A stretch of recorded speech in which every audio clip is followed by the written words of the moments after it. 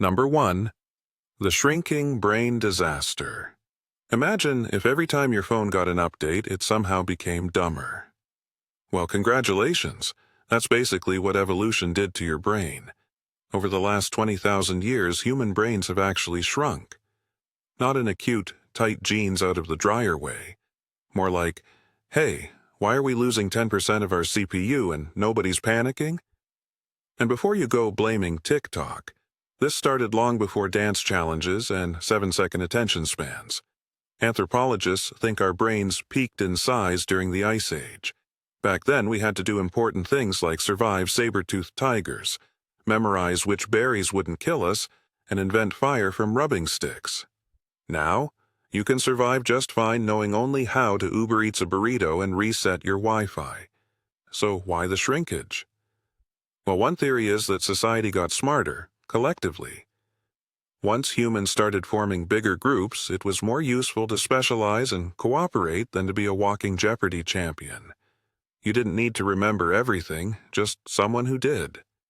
Basically, our ancestors created the first human Google, except it was Steve, the village guy who knew about which mushrooms were fatal.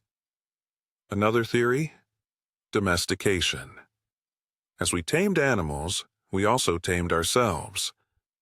Domesticated animals tend to have smaller brains, and since we stopped punching each other for fun and started organizing birthday parties, our noggins followed suit. So yeah, evolution handed us the first downgrade in hardware, but the software? Still buggy. Number 2. Goosebumps are useless. You ever get chills during a horror movie and think, wow, my body's so dramatic? Yeah, that's your inner caveman trying to make you look fluffier. Goosebumps, those tiny annoying bumps that make you look like a plucked chicken, used to serve a purpose. When animals get scared or cold, their fur puffs up, making them appear larger and more intimidating, or better insulated, like a hedgehog on a bad hair day. But here's the catch. Humans don't really have fur. Somewhere along the line, we traded our majestic body hair for smooth skin and Instagram filters. The goosebump mechanism stayed, even though its usefulness left the building thousands of years ago. Now we're just left with this completely unnecessary feature that turns on when we're scared, cold, nostalgic, or just slightly overwhelmed by a commercial where a dog reunites with its owner. Evolution. Why did you keep this? It's like still having a floppy disk drive on a spaceship. No one asked for it, it's outdated, and it does absolutely nothing except remind you that you used to be hairier and slightly more intimidating. Basically, every time you get goosebumps, your body is flexing a superpower it doesn't have anymore, like a retired wizard casting spells in a world that runs on USB-C. Number 3. The blind spot conspiracy. You're walking around with a literal hole in your vision, right now. As in, there's a part of what you're seeing that doesn't exist, and your brain is just guessing what's there.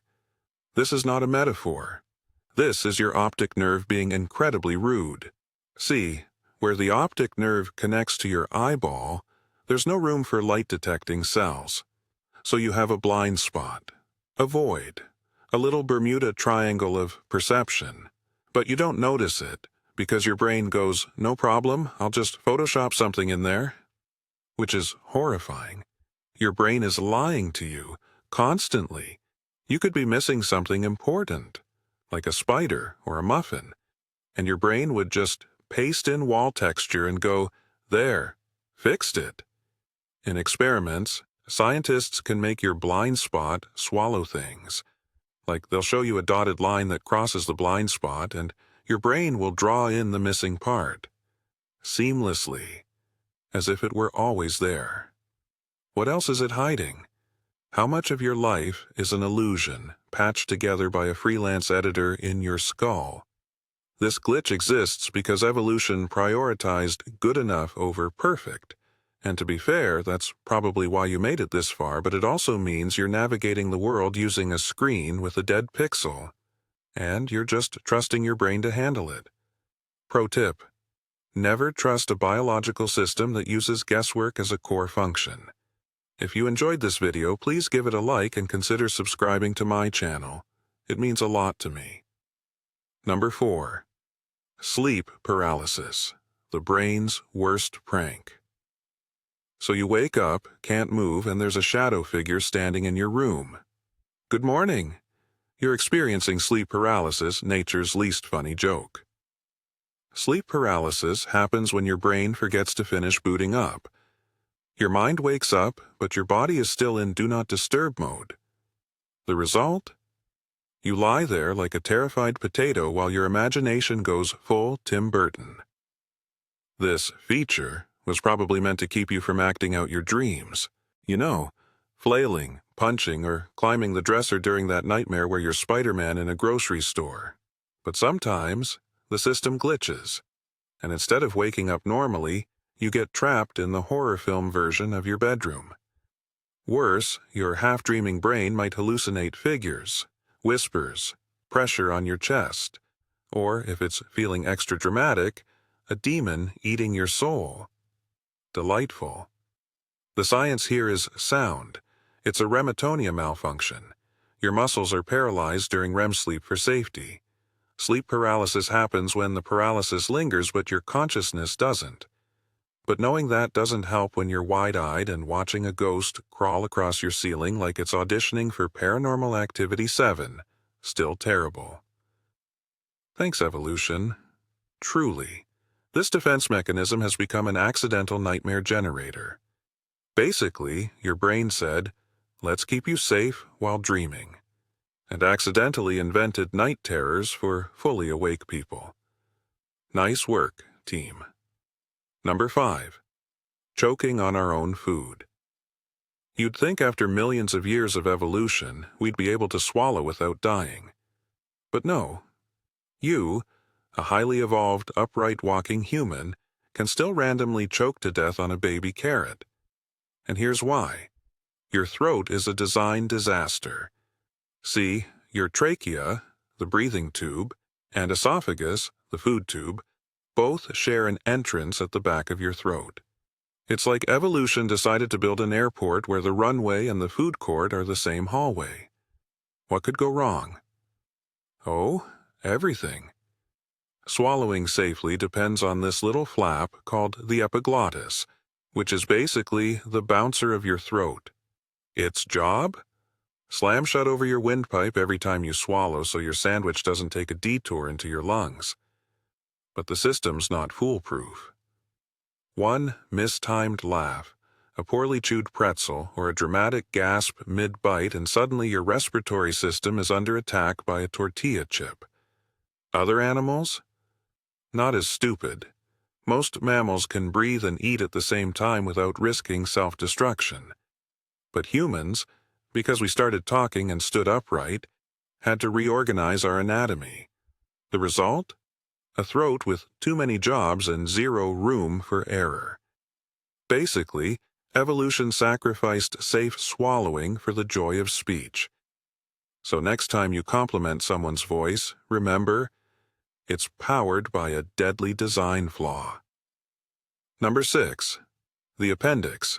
Still useless, still angry. Let's talk about the appendix, aka the freeloading organ that doesn't do anything until it tries to murder you. Once upon a time, the appendix might have had a purpose. Early humans ate a lot of rough plant matter, bark, leaves, roots, stuff that needed extra fermentation. The appendix probably acted like a backup gut, helping break all that down. But these days, your diet is mostly processed sadness and iced coffee. You don't need an appendix. And yet, it's still in there, lurking, useless. And then one day it flares up, declares war on your body, and demands emergency surgery. Why? Because the appendix is the human equivalent of a landmine left behind by a forgotten war.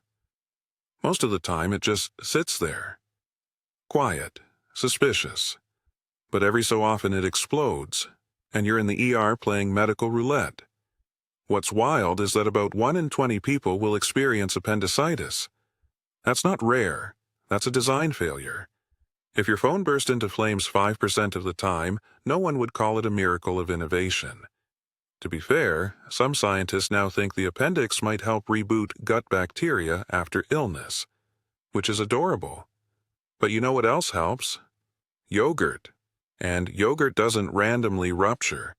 Thanks again, evolution, for giving us a time bomb instead of an upgrade. Number 7. The spine hates you. Your spine is a whiny, high-maintenance noodle that wants you to sit, stand, lie down, and levitate all at the same time, or else it punishes you with existence pain. The human spine was originally designed for walking on all fours.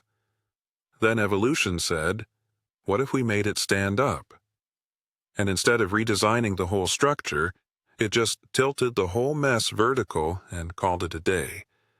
Now you've got an S-shaped tower of bones stacked like a wobbly Jenga game, held together by muscles that scream if you look at your phone too long. Congrats, you're walking on a structure that was literally not built for this. Result? Back pain is so common, it's basically a rite of passage. 80% of people will experience it at some point. That's not a bug, that's a full-blown glitch. And let's not forget herniated discs, pinched nerves, scoliosis, sciatica. The spine has a whole menu of ways to ruin your week. And why?